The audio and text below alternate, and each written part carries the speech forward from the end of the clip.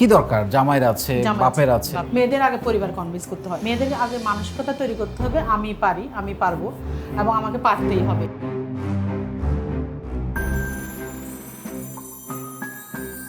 আসসালামু আলাইকুম। নিজের বলার মতো একটা গল্পের আজকের আয়োজন থেকে আপনাদেরকে স্বাগত জানাচ্ছি। আমি ইকবাল বাহার। আপনারা জানেন যে আমাদের এই যে ফাউন্ডেশন নিজের বলার মতো একটা গল্প, আমরা গত প্রায় 8.5 বছর ধরে আমরা প্রশিক্ষণ দিয়ে যাচ্ছি অনলাইনে। আমাদের সারা বাংলাদেশে 64 জেলার 492টা উপজেলা এবং 50টা দেশের প্রবাসী ভাই বোনরা সহ সবাইকে আমরা এখানে শেখানোর চেষ্টা করছি এক একটা ব্যাচে 90 দিন করে 540টা কন্টেন্ট দিয়ে। এটা একটা সম্পূর্ণ প্রফেশনাল স্ট্রাকচার্ড প্রশিক্ষণ আমরা দিয়ে থাকি, যেখানে তারা তাদের দক্ষতা ডেভেলপমেন্ট যেমন করতে পারে, তেমনি করে তারা উদ্যোক্তা হওয়ারও সুযোগ আছে। সো কেউ যদি উদ্যোক্তা হতে নাও পারে, সে কিন্তু এখান থেকে অনেক কিছু শেখার একটা সুযোগ আছে, এবং কেউ চাকরি করলে চাকরিতেও ভালো করার সুযোগ আছে। সো এরকম একটা জার্নি নিয়ে এবং বাংলাদেশের বেকারত্ব কিছুটা হলেও কমানোর জন্যে এবং আত্মকর্মসংস্থান তৈরি করার জন্য এবং তরুণ তরুণীদের দক্ষতা বৃদ্ধি করার জন্য 2018 সালের 1 জানুয়ারি যে যাত্রা আমরা শুরু করেছিলাম মাত্র 164 জনকে নিয়ে, আজকে তার শিক্ষার্থীর সংখ্যা 38 লাখ, 3.8 মিলিয়ন। সো এই যে একটা জার্নি, যেটার সবচেয়ে বড় বিশেষত্ব হচ্ছে যে এখানে আমরা প্রতিদিন শেখাই এবং এই শেখার জন্য কাউকে কোনো টাকা দিতে হয় না। এটা সম্ভবত বাংলাদেশ নয়, সারা পৃথিবীতে এই কাজটা এখন পর্যন্ত কেউ করে নাই। সো এরকম একটা কাজ করে হোয়াট ইজ দ্য ইম্প্যাক্ট, আমরা তো সবসময় বোঝার চেষ্টা করি, খোঁজার চেষ্টা করি যখন কোনো একটা কাজ করি তার ইম্প্যাক্টটা কী। ইম্প্যাক্টটা হচ্ছে এখান থেকে লাখ লাখ উদ্যোক্তা তৈরি হচ্ছে, যাদের সবাইকে হয়তো আমি চিনি না বা সবার সাথে আমার হয়তো যোগাযোগ নাই, কিন্তু কিছু কিছু মানুষকে, কিছু কিছু তরুণ তরুণীকে আমরা চিনি, যারা আমাদের সঙ্গে সরাসরি কানেক্টেড বা আমাদের সঙ্গে রেজিস্ট্রেশন করে আমাদের সঙ্গে যুক্ত আছেন। তাদেরকে আমরা তাদের খোঁজখবর রাখি আমরা, এবং আমাদের জেলাগুলো থেকে বা আমাদের উপজেলাগুলো থেকে, আমাদের দেশগুলো থেকে তাদের সাথে আমাদের একটা নিবিড় যোগাযোগ আছে। সেই সবের মধ্যে যারা আসলে নিজের জীবন পরিবর্তন করেছেন, ভাগ্য পরিবর্তন করেছেন এবং একটা জায়গায় গিয়ে উপস্থিত হয়েছেন, সেই মানুষগুলোর গল্প যদি আমরা এভাবে বলি যে এই কাজের যে একটা ইম্প্যাক্ট, সেই ইম্প্যাক্টটা আসলে কি হলো সেইটা বলার চেষ্টা করছি আমরা এই অনুষ্ঠানের মাধ্যমে, ঘুরে দাঁড়ানোর গল্প। সো আজকে আমরা আমন্ত্রণ জানিয়েছি সুলতানা রাজিয়া। উনি গৃহিণী ছিলেন মূলত, এখন উনি একজন উদ্যোক্তা। মাত্র 5,000 টাকা দিয়ে ওনার উদ্যোগ শুরু করেছেন। অনেকেই বলেন যে এত কম টাকা দিয়ে কি উদ্যোক্তা হওয়া যায় কি না। আমরা আজকে দুটো গল্পই শুনলে সেখান থেকে নিশ্চয়ই বুঝতে পারবো। এখন উনি মাসে প্রায় 10 থেকে 12 লক্ষ টাকা সেল করেন।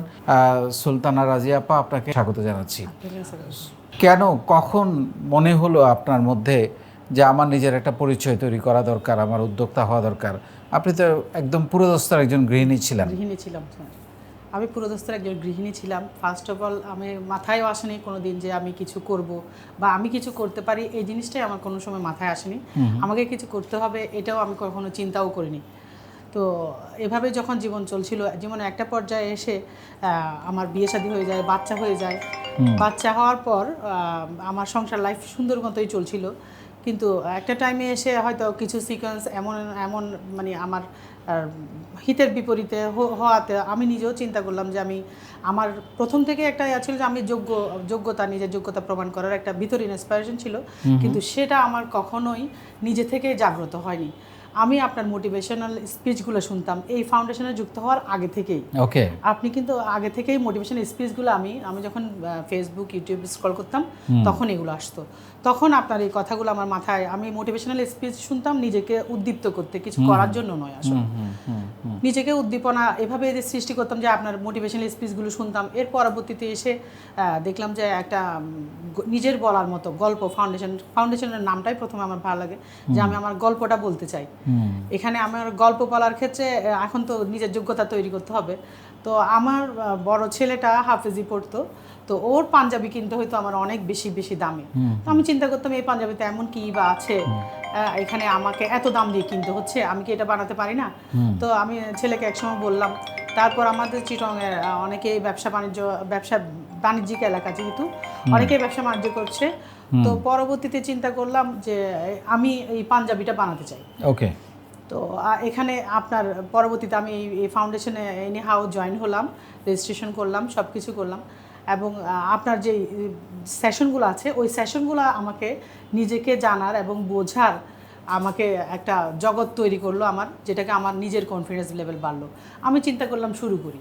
আপনার সেই প্রথম স্পিচ যে শুরু করুন, হ্যাঁ আমি চিন্তা করলাম শুরু করি। এরপর শুরু করতে কীভাবে শুরু করব, কাকে দিয়ে শুরু করব, আমার এক ফ্রেন্ডকে বললাম, ও সহযোগিতা নিয়ে আমি পাঞ্জাবি ফ্যাক্টরি কারখানা কোথায় কী আছে, এত সহজ না জিনিসটা, যেহেতু মহিলা মানুষ, আমার জগৎটা সম্পূর্ণ পারিবারিক ছিল। পারিবারিক জগৎ থেকে বের হওয়াটা আমার জন্য চাপ ছিল। আমি একটা কনজারভেটিভ ফ্যামিলির মেয়ে, বউ, যাই হোক, তো এখন ওখান থেকে বের হওয়া টাফ ছিল। পরবর্তীতে আমি নিজের উপর কনফিডেন্স, আপনার স্বপ্ন, তারপরে আপনার দ্বিতীয় সেশনটা ছিল সাহস করুন। তো চিন্তা করলাম শুরু যখন করেছি সাহস তো রাখতেই হয়। আপনার সেই মোটিভেশনাল স্পিচগুলো আমি বারবার শুনতে থাকি এবং আমি আরও দেখি যে আমাদের এই ফাউন্ডেশনের মেয়েরা অনেক কিছু করছে। তো ওভাবেই আমার এগিয়ে আসা এবং আমি একটা সময় গিয়ে ফ্যাক্টরি সন্ধান পাই, পাঞ্জাবি তৈরি করি, শার্ট তৈরি করি। এভাবে আমার একটা প্ল্যাটফর্ম তৈরি হয় এবং আমি এই ফাউন্ডেশনের সাথে ভালোভাবে লেগে থাকি। চিন্তা করছি এখানে আরও একটা জিনিস যে ভালো মানুষ হওয়ার। আমি পরবর্তীতে চিন্তা করলাম যে নিজেকে যদি আমি একজন ভালো মানুষ হতেও না, উদ্যোক্তা লাইফটা যদি আমার ফেলিওরও হয়, আমি একজন ভালো মানুষ হিসেবে নিজেকে প্রতিষ্ঠা করতে পারবো। কারণ আমি একজন যদি ভালো মানুষ হতে না পারি, আমি কখনোই একজন ভালো মা হতে পারবো না, কখনোই মা, বোন বা কখনো একজন ভালো ওয়াইফ হতে পারবো না। এটাই এই উদ্দীপনাগুলোই আপনার এই বাক্যগুলো আমাকে নিজের ভিতর কনফিডেন্স লেভেল 100 করে আজকে আমি নিজের 2টা প্রতিষ্ঠান আমার, এবং এই প্রতিষ্ঠানগুলো পুরোদমে আমার চলছে এবং আমি নিজে একা হাতে পরিচালনা করছি এবং আমার যারা আছে সহযোগিতা করছেন যারা, ওনারা পরবর্তীতে সহযোগিতা করছেন এবং আমি পরবর্তীতে আমার পরিবারকে কনভিন্স করে এবং পরিবারের সবার সহযোগিতা নিয়েই এগিয়ে চলছি, এই পর্যন্ত এসেছি। সো মানে আপনার যদি আগের লাইফটা চিন্তা করেন বা এখনকার লাইফে, আপনি বলছিলেন 10 থেকে 12 লাখ টাকা মাসে সেল করেন, নিজের একটা স্বাধীনতা, নিজের মতো করে খরচ করতে পারতেছেন, সেল করছেন, আয় করছেন, কেমন লাগে এই দুইটা লাইফের পার্থক্যটা? পুরোটাই ডিফারেন্স স্যার। আমি যখন হাজব্যান্ড, আমার বিয়ের আগে তো আমার বাবার ছিল পরিচয়, আমার বাবার এখনও পরিচয় আছে, সব কিছুই আমাদের আলহামদুলিল্লাহ আল্লাহ সব কিছু দিয়েছেন। বাবার কাছ থেকে কোনো সময় অভাববোধ পাইনি, এই জন্য নিজে কিছু করার কখনো চিন্তা আসেনি। এরপরে হাজব্যান্ডের কাছেও কিছুই করার চিন্তা আসেনি, কিন্তু যখন আমার ইচ্ছে ওনার কাছ থেকে টাকা নিতে হতো বা চাইতে হতো, এই জিনিসটা আমার খুবই খারাপ লাগতো। কারণ বাবার সেক্টর আর হাজব্যান্ডের সেক্টর আলাদা। হাজব্যান্ড টাকা দেয়নি তা না, উনি হয়তো সাপোর্টিভ ছিল, কিন্তু আমার নিজের ইনকামের থেকে নিয়ে আমার পরিবারকে দেওয়া, কাউকে গিফট দেওয়া, ইভেন হাজব্যান্ডকেও দেওয়ার ক্ষেত্রে যে আমার এখন নিজের যে ইনকামের টাকাটা আমি চাইলে যে কাউকে দিতে পারছি, নিতে পারছি, আমি কাউকে সহযোগিতা করতে পারছি, পাশে দাঁড়াতে পারছি, এই জিনিসগুলো আমার সবচেয়ে ভালো লাগার একটা জায়গা। আর আমি মনে করি মেয়েদের সব ক্ষেত্রেই নিজের ইন্ডিপেন্ডেন্স থাকা খুবই দরকার, ইন্ডিপেন্ডেন্ট হওয়া দরকার এবং ফাইন্যান্সিয়াল সলভেন্ট থাকা অবশ্যই জরুরি। তাহলে আত্মসম্মান বোধটা আমার ঠিক থাকে। যদিও আমার নিজের পরিচয় ছিল আগে বাবার পরিচয়, আমি মেয়ে, বাবার মেয়ে, আমি হাজব্যান্ডের ওয়াইফ, আমি ছেলের মা, কিন্তু আমি তো আমি। এখন সবচেয়ে বড় পরিচয় হচ্ছে আপনার নিজের একটা পরিচয় তৈরি হয়েছে। আমার ব্র্যান্ডের নাম আছে মালাবি সুলতান এবং প্রতিষ্ঠান আছে, আমি এটা গর্ব করে বলতে পারছি এটা। এবং এই ফাউন্ডেশনের সহযোগিতা এবং মোটিভেশনাল স্পিচগুলো আমাদেরকে এই ক্ষেত্রে নারীদেরকে এগিয়ে যাওয়ার ক্ষেত্রে সহযোগিতা অবশ্যই করে। আরেকটা জিনিস বলেন, অনেকের ধারণা যে খুব অল্প টাকা দিয়ে ব্যবসা করা যায় না। আপনি বলছিলেন যে মাত্র 5,000 টাকা দিয়ে আপনি শুরু করেছেন। এই ধারণাটা কিভাবে, মানে আপনি কিভাবে বলবেন, কিভাবে আপনি সফলতাটা পেয়েছেন? আসলে ব্যবসা করতে হলে আপনার প্রথমে দৃঢ়তা দরকার, যে দৃঢ়তা আপনাকে এগিয়ে নিয়ে যাবে অনেক দূর। আপনি যদি মনে করেন নিজের ক্ষেত্রে যেটা আপনার সাহস করুন, সেই সাহসটা করতে হবে। আপনি 5,000 টাকার একটা প্রোডাক্ট কিনলেন, ওটা আগে সেল করে হয়তো লাভ হলো 6,000 টাকা, তখনই আপনার ভালো লাগা সৃষ্টি হয়ে যাবে। আপনি একদম কিছুই করলেন না, 5 লাখ টাকা দিয়ে আপনার কিছু আসবে যাবে না, কিন্তু কনফিডেন্সলি আপনাকে আগাতে হবে। আমার কথা হচ্ছে আগাতে হবে, 5,000 টাকাটা বড় কথা নয়, আপনার উদ্যোগ কি স্টেপ নিচ্ছেন, আপনি কি উদ্যোগ নিচ্ছেন, এটাই সবচেয়ে বড় বিষয়। আপনার যে বিষয়ে, আমার কথা হচ্ছে যে বিষয়ে দক্ষতা আছে, আমি যে বিষয়টা ভালো বলতে পারি, আমি হলাম যে ভালো বলতে পারি, তাইলে দেখা যাচ্ছে আমি একজন ভালো বক্তা, আমি ভালো রান্না করতে পারি। এখন রান্নাঘর থেকেও কিন্তু মানুষ অনেক টাকা ইনকাম করছে। হ্যাঁ, আর এই ক্ষেত্রে আপনার কিন্তু টাকার দরকার হচ্ছে না, মেয়েদের আগে মানসিকতা তৈরি করতে হবে, আমি পারি, আমি পারবো এবং আমাকে পারতেই হবে, এই জিনিসটা আমাদের মধ্যে রাখতে হবে মেয়েদের ক্ষেত্রেই। আমাদের অনেক প্রতিবন্ধকতা আসবে, আমার মনে হয় প্রতিবন্ধকতাগুলো আমরা রাগের ক্ষেত্রে বা কোনো নেগেটিভিটি দিয়ে জয় করা অসম্ভব। আমি যদি নিজেকে জয় করতে হয়, আগে প্রতিবন্ধকতা পরিবার থেকেই আপনাকে আপনার নিজের একটা কনফিডেন্স লেভেল তৈরি করতে হবে এবং কনভিন্স করতে হবে। মেয়েদের আগে পরিবার কনভিন্স করতে হয়, এটাই সবচেয়ে বড় একটা। এক্স্যাক্টলি, আমি যেটা বলি সবসময় যে আপনি যদি আপনার পরিবারকে কনভিন্স করতে না পারেন, কাস্টমারকে কিভাবে কনভিন্স, মানে 12 লাখ টাকা মাসে সেল করা এটা তো চারটেখানে কোনো কথা না। আপনি কোন 3টা কোয়ালিটিকে আপনি বলবেন যেটার কারণে আপনি আজকে মাস শেষে বলতে পারেন আপনার 2টা প্রতিষ্ঠান, কোন 3টা জিনিস আপনার কাজ করেছে বেশি এই সফলতার পেছনে?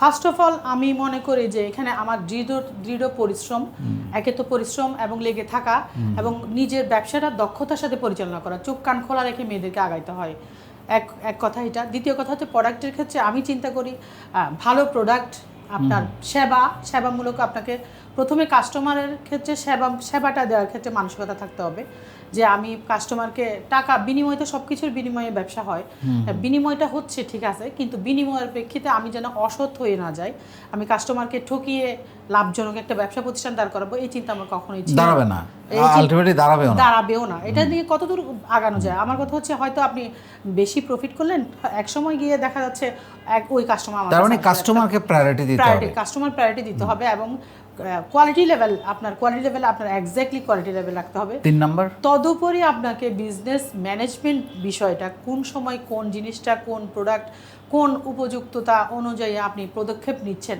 আগে থেকে প্ল্যান করা, আগে থেকে প্ল্যানিং করতে হবে আপনাকে। প্ল্যানিং, ব্যবসা যখন আপনি স্টার্ট করবেন প্রথমেই তো প্ল্যানিং না করেই ব্যবসাটা শুরু করলেন, কিন্তু ব্যবসা মাঝপথে এসে আপনাকে অবশ্যই প্ল্যানিংয়ের মধ্যে থাকতে হবে এবং আগাতে হবে প্ল্যান ধরেই। সো এখন তো শুনতে খুব দারুণ শোনাচ্ছে যে আপনি এখন 2টা শোরুম করেছেন, 2টা প্রতিষ্ঠান করেছেন, 12 লাখ টাকা সেল করেন, বাট এটা কি এত সহজ ছিল জিনিসটা? অবশ্যই সহজ ছিল না। স্ট্রাগলগুলো যদি দুই একটা বলেন। স্ট্রাগলগুলো হচ্ছে আমি যখন প্রথম অনলাইন ব্যবসা শুরু করি, কিন্তু অনলাইনে আমার দক্ষতা লেভেল আমি মনে করতাম তখন খুবই কম বা আমি বুঝতাম কম। এর পরবর্তীতে এসে আমার এক ফ্রেন্ডের সহযোগিতায় আমি শপ নিই, তখন আমার কনফিডেন্স লেভেল বাড়তে থাকে যে আমার শপে যেতে হবে। তো এখন আমি আমার বাসা থেকে কিভাবে শপে যাব? আমি তো কোনো সময় মার্কেটিংয়ের জন্য গেছি, আমি কোনোদিন চাকরিই করিনি, তাহলে আমি কিভাবে শপে যাব? এবং আমার পুরাটা পরিচিত জোন, সবাই কি মনে করছে। আমি তখন যখন মার্কেট দিয়ে যে আমার চেয়ারে বসতাম, তখন আমার মনে হতো পিছনের দিকে মানে লোকজন কি বলছে না বলছে, হয়তো অনেকেই বলতো, হয়তো অনেকেই এখনো বলে, তাতে আমার কিছু যায় আসে না। এবং আমি ওসব তোয়াক্কা না করে এসে বসছি। আমার এমন অনেক পিরিয়ড গেছে বাসা থেকে, বাসায় যেগুলো বোঝাতে হতো, আম্মাকে বোঝাতে হতো বা ভাই বোনদের বোঝাতে হতো, যেহেতু বাবার একটা ব্যাকগ্রাউন্ড আছে আমার, তো হয়তো বা অনেকে বলতো যে টাকার অভাব নাই, কেন এই রাস্তায় যেতে হবে বা কেন মার্কেটে দোকান করতে হবে, আসলে এটা মেয়েদের জন্য আসলেই টাফ। তো এখন আম্মা চিন্তা করতো যে বাবার মান সম্মান আছে, কিভাবে মান সম্মান হানি না হয়। আমি যে চিন্তা করো না, মান সম্মান হানি হয় তেমন কিছু হয়তো আমি করবো না, যেন আল্লাহ না করায়। এগুলা খুব অদ্ভুত না, মানে আমাদের সমাজে এখনো আপনি যে কথাগুলো বলছেন এটা একদম সত্যি কথা। এবং আমাদের সমাজে এখনো এই যে জায়গাটা আছে যে মেয়েরা কাজ করতে গেলে কি দরকার, জামাইয়ের আছে, বাপের আছে, মানুষ কি বলবে।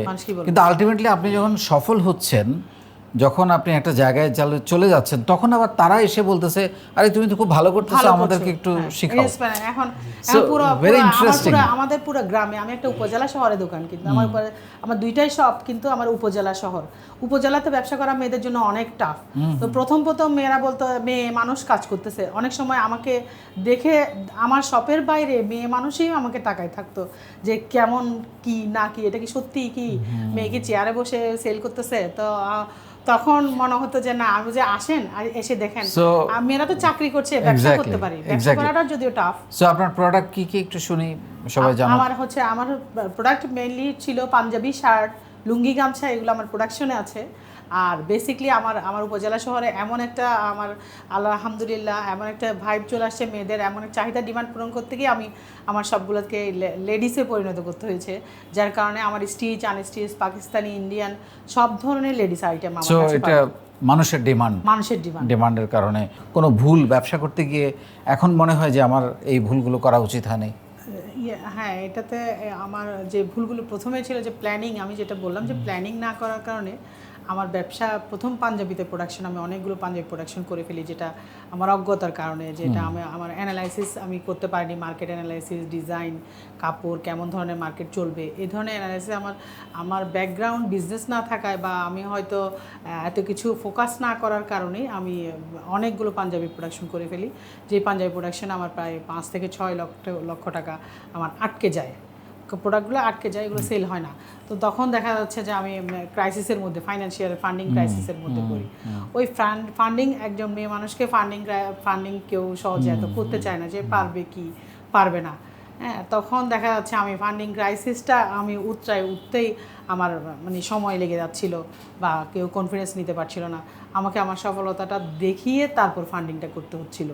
এই ক্ষেত্রে দেখা যাচ্ছে আমার অভিজ্ঞতা বা আমার জানাশোনা, আমার বিজনেসের ক্ষেত্রে করতে গেলে আপনার পড়াশোনা, বা আপনি যখন বিজনেসটা স্টার্ট করবেন তখন আপনার আশেপাশে চোখ কান খোলা রাখতে হবে, এবং বিজনেসের ক্ষেত্রে আয় ব্যয়ের হিসাবটা আপনাকে পুঙ্খানুপুঙ্খানুরূপে করতে হবে, কাস্টমার চাহিদা, কাস্টমার ডিমান্ড বুঝতে হবে, তারপর আপনার পরিবেশটা বুঝতে হবে, কোথায় কোন জিনিসটা সেল হবে, এই জিনিসগুলো বুঝেই আপনাকে করতে হবে। এই জিনিসগুলো আমি বুঝি নাই দেখে আমি প্রায় 5-6 লক্ষ টাকার পাঞ্জাবিতে লস দিয়ে এখনো স্টিল নাও চেষ্টা করছি। বাট আমার মনে হয় আপনি লস দিলেও আপনি আপনার স্বপ্ন থেকে দূরে সরেন না। আমি ওই যে সাহস করুন, লেগে থাকুন, আমি শেষ পর্যন্ত আমি চেষ্টা করছি যে আল্লাহ নিশ্চয়ই বরকত দিবে। আমি যেহেতু কারো ক্ষতি করে আগাচ্ছি না, হ্যাঁ, নিশ্চয়ই ব্যবসাটা আল্লাহ একটা পরীক্ষা, আমার পরীক্ষা নিচ্ছেন, আমার সত্তার পরীক্ষা নিচ্ছেন নিশ্চয়ই উনি।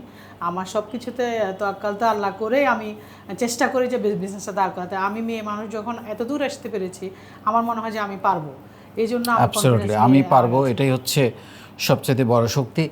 কোথায় দেখতে চায় সুলতানা রাজিয়া নিজেকে 10 বছর পর? আমি দেখতে চাই আমার পাশাপাশি আরও মানে কয়েক হাজার নারী আসুক। এই নারীরা আসলে একটা সহজ জীবন চায়, চাকরি করা, প্রাইমারি স্কুলে জব বা ব্যাংকে জব, যেটা স্যাটেল, একটা মাস শেষে একটা স্যাটেল স্যালারি আসবে।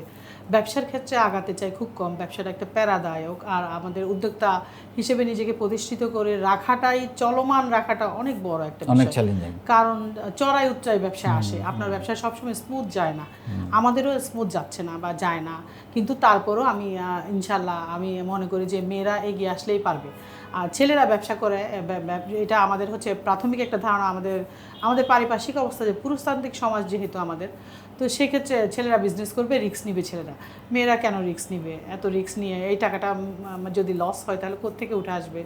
এই টেনশনেই আমরা হয়তো অনেকেই বিজনেসটা করি না, বা উদ্যোক্তা লাইফটা আমরা বাছাই করি না। কিন্তু আমি মনে করি ছেলেরা যেহেতু পারছে, মেয়েরা একটা সংসার সামলিয়ে, যখন পরিবার সামলিয়ে আমরা আমাদের বাচ্চাগুলোকে মানুষ করাটা, মেয়েরা যখন এটা পারি, একটা স্তরে নিয়ে যে ওদেরকে যখন ইনকাম সোর্স তৈরি করার জন্য ওদের কনফিডেন্স বাড়াতে পারে, আমরা কেন নিজেদেরকে পারবো না আমরা রিস্ক নিতে?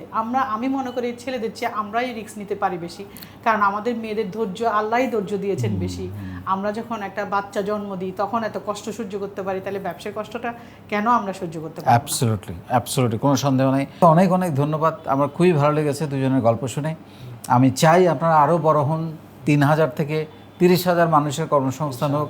আপনি একদিন মাসে এখন 12 লাখ টাকা সেল করছেন, একদিন কোটি টাকা সেল করেন, সেই দোয়া করি। অনেক ভালোবাসা থাকলো, এবং আজকে আপনাদেরকে সারা বাংলাদেশের মানুষ আরও নতুন করে চিনলো, জানলো, এটাও একটা বড় প্রাপ্তি। আর আমরা যখন হতাশ হয়ে পড়ি, আমার মনে হয় যে আমরাও যে ভেঙে পড়ি না তা না, কিন্তু আমরা ব্যবসার ক্ষেত্রে আমরাও হতাশ হই, আমরা অনেক সময় মোটিভেশন হারিয়ে ফেলি, তখন আমাদের এই ফাউন্ডেশনের মোটিভেশনগুলো আবার বারবার দেখলেই কাজে দেয়। এটা হচ্ছে একদম চরম বাস্তবতা হচ্ছে আমি মনে করি এই মোটিভেশনগুলোকে আপনাকে জাগ্রত করে, আপনার বোধকে জাগ্রত করে। আপনি এই বোধগুলো যখন জাগ্রত, আপনি যখন জীবিত পাবেন আপনাকে, তখন আপনি কাজ করতে পারবেন। অ্যাবসলিউটলি, এই যে আপনাদের কথাগুলো এখানে লিখে রাখছি আমি সব জায়গাতে। আমাকে দেখে আরো কয়েকজন নারী আমার কাছ থেকে মোটিভেশন নিতে, আপনাকে দেখে সাহস পাই, আপনাকে দেখে আমরাও নিশ্চয়ই করব ইনশাআল্লাহ। আমিও চাই যে সবাই এগিয়ে আসুক, মেয়েরা এগিয়ে আসুক, মেয়েরা এগিয়ে আসলে সমাজ এগিয়ে আসবে, দেশ এগিয়ে আসবে, আমরা আশা। অ্যাবসলিউটলি। দর্শক শুনলেন দুজনের গল্প, আমার তো ভীষণ ভালো লেগেছে দুজনেরই গল্প। একজন গৃহিণী পরিচয় থেকে এখন একজন উদ্যোক্তা, এবং খুবই ভালো করছেন তার ফিল্ডে। আরও ভালো করবেন। আপনারা যারা শুনেছেন, আপনারা যারা দেখেছেন, তারা নিশ্চয়ই অনুপ্রাণিত হবেন এবং বিশেষ করে গৃহিণীরা তারা ডেফিনেটলি অনেক বেশি অনুপ্রাণিত হবেন যে ওনারা পারলে আপনি কেন পারবেন না। ধন্যবাদ।